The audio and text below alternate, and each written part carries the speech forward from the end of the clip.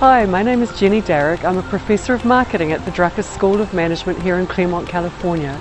I arrived in Claremont in 2004 from New Zealand, so you're listening to a New Zealand accent. I run the marketing program for the Drucker School, and for a long time I've had an interest in marketing strategy, especially the interface between marketing and innovation, which was very much a Drucker point of view. He looked at the combination of marketing and innovation to generate firm growth. Over the years, however, I've become really interested in marketing to women, which in and of itself is a marketing strategy in that we decide which markets to target, and many organisations are currently thinking of how to better and more effectively market to women. I decided to write the book Why Marketing to Women Doesn't Work because I do have a deep interest in marketing to women. If I look at my own personal journey, I'm a professional woman, I've raised 2 boys, I'm married, and I started to pay attention to how organisations were marketing to me, and a lot of what they were doing simply didn't make sense.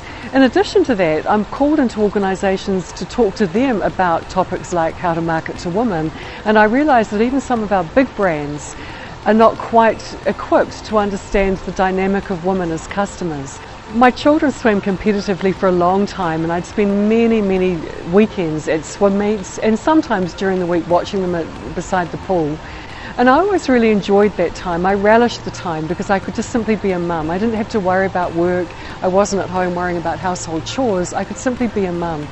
And I think that's an important story for all of us, or a message for all of us, and that women and men, we rotate through different roles on a constant basis. When I was at a swim meet, I didn't have to be a working woman. I could simply be a mum.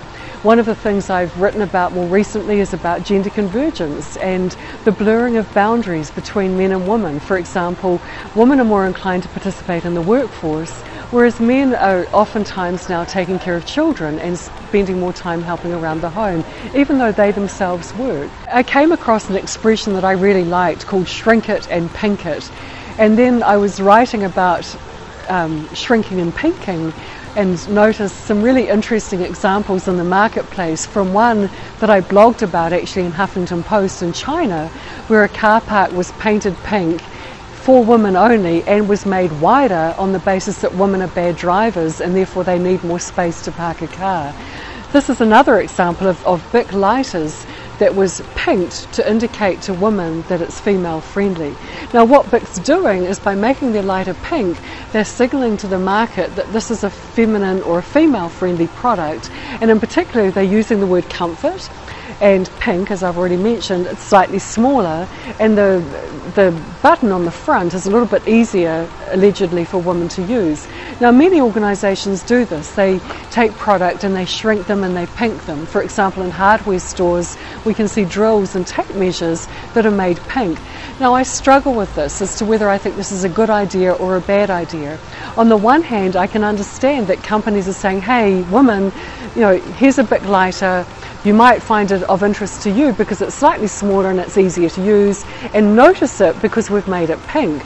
But on the other hand, when we use pink, we're falling into the connotations of femininity, and with that comes connotations of sweet, demure, modest, loving, friendly, kind, all of the stereotypes that are linked with femininity.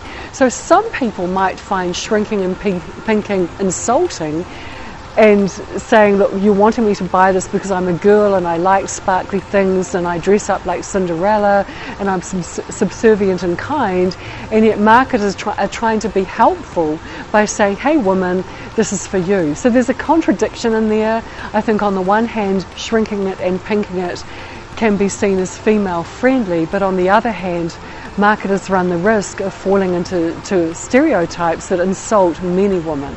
I had a lot of fun writing my book, and I'm having a blast marketing my book. You'll find me very active in the social media and digital marketing space. Follow me on Twitter @Jenny Darroch.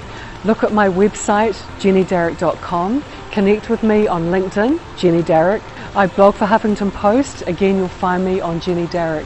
Everything I do, I push out across the different social media and digital platforms, and you'll easily find me and find a way to connect with me and follow me. And of course, you can always send me an email, jenny@jennydarroch.com. I'll pick them up, I'll respond to you, and I'll stay connected with you.